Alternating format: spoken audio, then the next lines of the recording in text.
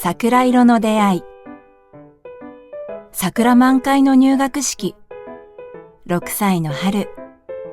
娘の瞳はキラキラと輝く。新1年生入場。緊張する娘が進む横には、先生方の優しい笑顔。あれ？その中に見覚えのある顔を見つける。同時に、おや？という顔が返ってきた。久しぶりの再会が、先生と子供の親なんてな。とんだ奇遇に笑ってしまった。小学校の同級生との再会。桜の花びらが、こんな出会いも運んでくれた。